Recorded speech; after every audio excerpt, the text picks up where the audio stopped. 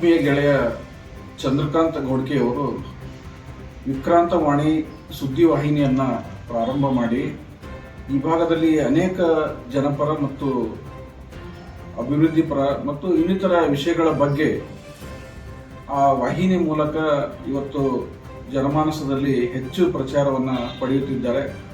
ಆ ಕಾರಣಕ್ಕಾಗಿ ಮೊಟ್ಟಮೊದಲನೇದಾಗಿ ಗೆಳೆಯ ಚಂದ್ರಕಾಂತ್ ಗೋಡ್ಕೆಯವರಿಗೆ ಈ ಮುಖಾಂತರ ನಾನು ಹಾರ್ದಿಕ ಶುಭಾಶಯನ್ನು ಕೋರುತ್ತಾ, ಈ ವಾಹಿನಿ ಮುಂದೆ ಬರ್ತಕ್ಕಂಥ ದಿನಗಳಲ್ಲಿ ಅನೇಕ ಸಮಸ್ಯೆಗಳಿಗೆ ಪರಿಹಾರವನ್ನು ಕೊಡಿಸುವಲ್ಲಿ ಮುಂಚೂಣಿಯಲ್ಲಿ ಬರಲಿ ಮತ್ತು ಆ ಮುಖಾಂತರ ಅವರಿಗೆ ಹೆಚ್ಚಿನ ಸಹಕಾರವನ್ನು ಸಿಗಲಿ ಅಂತಕ್ಕಂಥ ಈ ಸಂದರ್ಭದಲ್ಲಿ ಹೇಳ್ತಾ ಇದ್ದೇನೆ. ಕರ್ನಾಟಕ ರಾಜ್ಯದ ಬಜೆಟ್ ಅಧಿವೇಶನದಲ್ಲಿ ಮಾನ್ಯ ಮುಖ್ಯಮಂತ್ರಿಗಳು ಈ ರಾಜ್ಯದ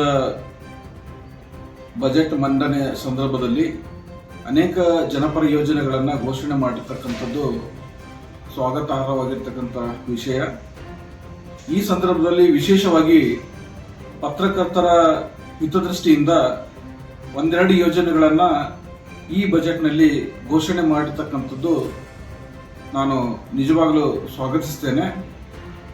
ಇದರಲ್ಲಿ ವಿಶೇಷವಾಗಿ ತುಮಕೂರಿನಲ್ಲಿ ನಡೆದ ರಾಜ್ಯ ಮಟ್ಟದ ಪತ್ರಕರ್ತರ ಸಮ್ಮೇಳನದಲ್ಲಿ ಅವರು ಕಾರ್ಯಕ್ರಮವನ್ನು ಉದ್ಘಾಟನೆ ಮಾಡಿರ್ತಕ್ಕಂಥ ಆ ಒಂದು ಸಂದರ್ಭದಲ್ಲಿ ನಮ್ಮ ರಾಜ್ಯಾಧ್ಯಕ್ಷರಾಗಿರ್ತಕ್ಕಂಥ ಶಿವಾನಂದ ತಗಡೂರ್ ಅವರು ಪತ್ರಕರ್ತರ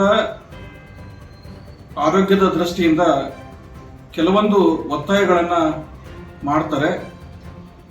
ಆದರೆ ಮಾನ್ಯ ಮುಖ್ಯಮಂತ್ರಿಯವರು ಆ ಒಂದು ಕಾರ್ಯಕ್ರಮದಲ್ಲಿ ಅವುಗಳನ್ನು ಘೋಷಣೆ ಮಾಡದೇನೆ ನಿನ್ನೆ ನಡೆದ ಬಜೆಟ್ ಅಧಿವೇಶನದಲ್ಲಿ ಅಂದರೆ ಬಜೆಟ್ ಮಂಡನೆ ಸಂದರ್ಭದಲ್ಲಿ ಕರ್ನಾಟಕ ರಾಜ್ಯಾದ್ಯಂತ ಕಾರ್ಯನಿರ್ವಹಿಸುವ ಪತ್ರಕರ್ತರ ಆರೋಗ್ಯದ ದೃಷ್ಟಿಯಿಂದ ಅವರಿಗೆ 5 ಲಕ್ಷದವರೆಗೆ ನಗದು ರಹಿತ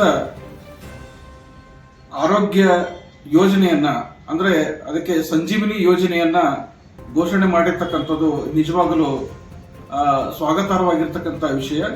ಜೊತೆಗೇನೆ ಅವರೇ ಅಂದರೆ ಮಾನ್ಯ ಮುಖ್ಯಮಂತ್ರಿಯವರು ಕಳೆದ ಬಜೆಟ್ ಸಂದರ್ಭದಲ್ಲಿ 12,000 ಇರ್ತಕ್ಕಂಥ ಪತ್ರಕರ್ತರ ಮಾಸಾಸನವನ್ನ ಇವತ್ತು ಅಂದರೆ ನಿನ್ನೆ ನಡೆದ ಬಜೆಟ್ ಅಧಿವೇಶನದಲ್ಲಿ ಅದನ್ನ 15,000ವರೆಗೆ ಏರಿಕೆ ಮಾಡಿರ್ತಕ್ಕಂಥದ್ದು ಕೂಡ ನಾನು ಈ ಸಂದರ್ಭದಲ್ಲಿ ಸ್ವಾಗತಿಸುತ್ತೇನೆ.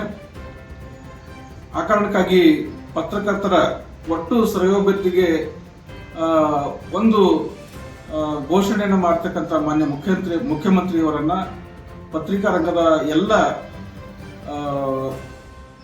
ಒಂದು ಸಹಯೋಗಿಗಳ ಪರವಾಗಿ ಅವರನ್ನ ಈ ಸಂದರ್ಭದಲ್ಲಿ ನಾನು ಅಭಿನಂದಿಸ್ತೇನೆ.